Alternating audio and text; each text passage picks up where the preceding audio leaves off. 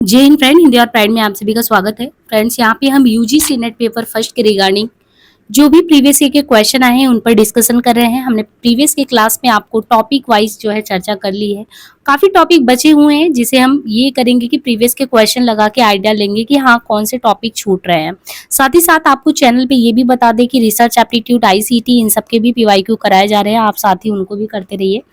तो यहाँ पे देखिए, जो क्वेश्चन है आपका टीचिंग एप्टीट्यूड से, सामाजिक विज्ञान में केंद्रीय मुद्दा ये प्रश्न है कि क्या प्राकृतिक विज्ञान की विधियों का प्रयोग कर सामाजिक दुनिया का अध्ययन हम कर सकते हैं।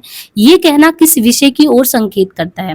देखिए, आप सोशल साइंस की बात कर रहे हैं कि वो एक केंद्रीय मुद्दा है कि क्या जो नेचुरल साइंस है उन्हीं की विधियों का प्रयोग करके, नेचुरल साइंस जो विधि है उसका हम प्रयोग करके क्या अपनी सामाजिक जो दुनिया है उसका हम अध्ययन कर सकते हैं। अगर कर सकते हैं तो ये किस चीज की तरफ इंगित करता है, ये आपके ज्ञान मीमांसा की तरफ इंगित करता है। 2019 का क्वेश्चन है।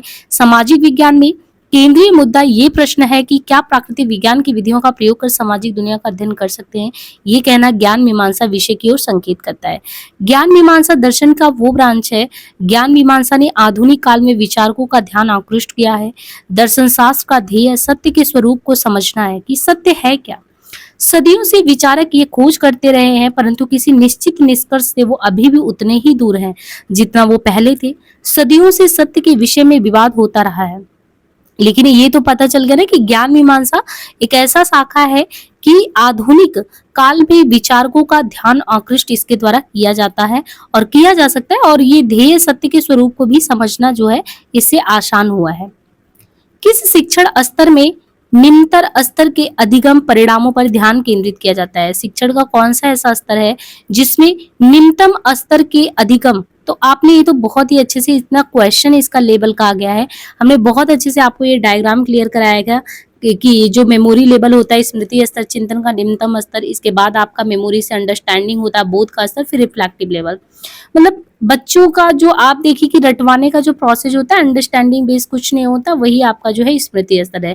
तो कक्षा शिक्षण की स्मृति स्तर में निरंतर आप देखो जो निम्नतम स्तर है जिसमें रटाने पे ध्यान दिया जाता है, समझाने पे नहीं ध्यान दिया जाता है, वही चीज आपका होता है स्मृति स्तर। शिक्षण का मुख्य उद्देश्य अधिगम होता है। एक शिक्षक विषय वस्तु को निम्नलिखित 3 स्तरों के माध्यम से बच्चों तक पहुंचा सकता है। यहाँ पे आप देख सकते हैं स्मृति स्तर, अवबोध स्तर, चिंतन स्तर, यानी ये स्मृति स्तर है, अवबोध स्तर है और चिंतन स्तर है।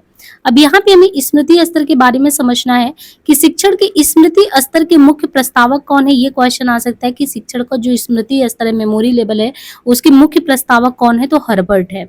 ये शिक्षण अधिगम प्रक्रिया का पहला चरण होता है, स्मृति वाला। ये तथ्यों को रटने तथा अभ्यास करने के लिए प्रेरित करता है। इस प्रकार स्मृति स्तर के शिक्षण में सूझबूझ का अभाव होता है, मतलब सूझबूझ तो नहीं रहता, ये ध्यान रखना है, रटने और अभ्यास पे ध्यान देना है।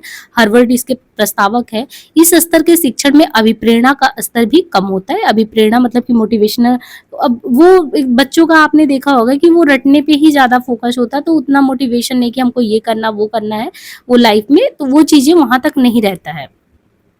विमर्शीय स्तर जो रिफ्लेक्टिव लेवल है, जो आपका थिंकिंग का लेवल सबसे हाईएस्ट वाला है, वहां पे जब टीचिंग का आयोजन करना हो तो अपेक्षित बुनियादी आवश्यकताएं क्या होती हैं।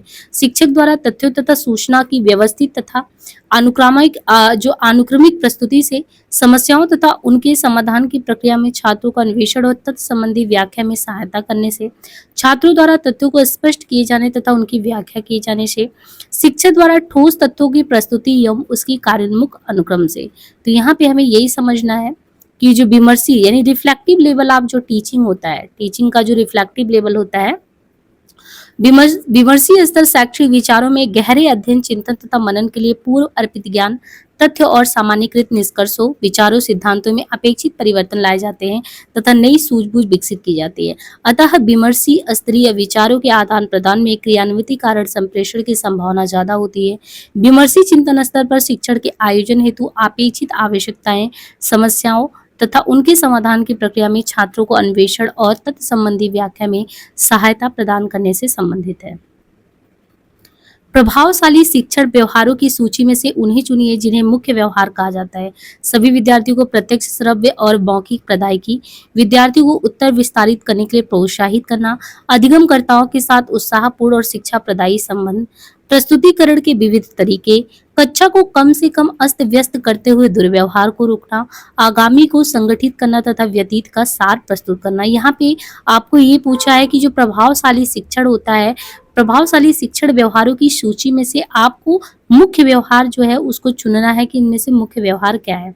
यहाँ पे देखिए मुख्य व्यवहार के रूप में आपका क्या आता है, जब शिक्षण कार्य के दौरान जो भी प्रयोग करते हैं ऐसे में सभी व्यवहार जिसके माध्यम से शिक्षक शिक्षण कार्य को सुगमता से संपन्न करे और शिक्षक छात्र संबंध बना रहे, शिक्षण व अधिगम के अनुकूल रहे, प्रभावशाली शिक्षण व्यवहार कहलाता है। मतलब बहुत ही इफेक्टिव आप होके बच्चों के साथ अंतःक्रिया स्थापित करते हैं। तो जो प्रभावशाली शिक्षण है उसमें सभी विद्यार्थियों को प्रत्यक्ष श्रव्य और मौखिक प्रदायकी, सबको बोलने का सुनने का सब वो होना चाहिए। प्रस्तुतिकरण के बहुत तरीके हो सकते हैं और अपने जो कक्षा है ना उसको कम से कम आपको अस्त व्यस्त करना है, दुर्व्यवहार को कक्षा में रोकना है। मतलब एक तरीके से अनुशासनहीनता की स्थिति नहीं पैदा होना देना है और क्लास को ऐसे बनाना है कि बच्चे आपसे बहुत ही कंफर्ट फील करें, वो आपसे बातों को भी साझा करें, वो अपनत्व का भाव नजर आना चाहिए। नीचे दी गई सूची में से उन शिक्षण विधियों की पहचान करनी है जिनमें संवाद जन्य विमर्श की बहुत अधिक गुंजाइश होती है, जिनमें आप बातचीत कर सकते हैं। कौन से में? श्रव्य दृश्य उपकरणों की सहायता से व्याख्यान करके, या आप कह सकते हैं कि समूह शिक्षण के द्वारा, ट्यूटोरियल के द्वारा, समस्या समाधान विधि के द्वारा, या श्यामपट पर जब लिखते हैं चॉक एंड टॉक से, वो तरीका है समूह चर्चा। मतलब ये सब एक पढ़ाने का तरीका है जिसमें इन्होंने आपसे सीधे सीधे पूछा है कि जब हम बातचीत करके कौन सा ऐसा माध्यम हो सकता है जिसमें हम संवाद बच्चों से स्थापित करें, ऐसा टीचिंग कराएं। देखिए संवाद जन विमर्श की बहुत अधिक गुंजाइश वाली अगर बात करें शिक्षण विधियों में समूह चर्चा विधि है। समूह चर्चा विधि और वाद विवाद प्रविधि प्रमुख है। इस प्रकार की शिक्षण विधि से बालकों में सामाजिकता का तो विकास होता ही और सभी को अपने विचार रखने तथा बोलने का पूर्ण अवसर भी मिलता है। अभिव्यक्ति के अवसर मिलने के साथ साथ स्वतंत्र तथा ज्ञानवर्धक चर्चा होने से क्या होता है कि आप कह सकते हैं कि विषय में भी स्पष्टता आती है और प्रश्नगत प्रविधि भी निम्नलिखित विधियां इनके तहत आता है। ट्यूटोरियल है, समस्या समाधान है, समूह चर्चा विधि है। नीचे दो स्तंभ दिए गए, व्याख्यान पद्धति, प्रदर्शन विधि, परियोजना विधि, सहयोगात्मक विधि। अब देखिए ये तरीके हैं कौन कौन सी विधियों से आप बच्चों से इंटरेक्शन कर सकते हैं। क्लास में आप व्याख्यान देके, है ना, तो बहुत अधिक जब ज्ञान देना होता है ऐसे व्याख्यान आपने देखा बड़े बड़े सेमिनार वगैरह होते हैं, व्याख्यान विधि। प्रदर्शन में क्या होता है कि कोई भी चीज जो हमारे अनुभव पे आधारित होता है वो प्रदर्शन विधि के तहत आता है। परियोजना विधि में आपको असाइनमेंट दे दिया जाता है, विभिन्न क्रियाकलाप एक साथ निष्पादित करना होता है। और सहयोगात्मक विधि में किसी कार्य पर जो है प्रतिभाग परकता पर जोर देना, ये सहयोगात्मक में है। अब यहाँ पे दो कॉलम दिए हैं, शिक्षण विधि, विधि के महत्वपूर्ण, सहयोगात्मक विधि, सहकारी विधि, इनके अलावा रचनात्मक विधि, टीम शिक्षण विधि, और इनमें से आपको सही सुमेलित करना है। तो जो सहयोगात्मक विधि है, जब विद्यार्थी अधिगम कार्यकलाप के विभिन्न पहलुओं को साझा करते हैं, सहयोगात्मक है। सहकारी विधि, जब विद्यार्थीगण अधिगम में एक दूसरे की सहायता करते हैं, सहकारी विधि। रचनात्मक विधि क्या होता है, जब विद्यार्थियों पर ज्ञान के सृजक के रूप में जोर दिया जाता है, रचनात्मक है। टीम शिक्षण, जब शिक्षण में अध्यापकों की विशेषज्ञता का उपयोग किया जाता है, उसको टीम शिक्षण कहते हैं। नीचे शिक्षण विधि और उपागम दिए गए, प्रदर्शन विधि, अभिक्रमित अधिगम विधि, सहयोगात्मक विधि, मॉड्यूलर विधि, व्यष्टि सापेक्ष शिक्षण।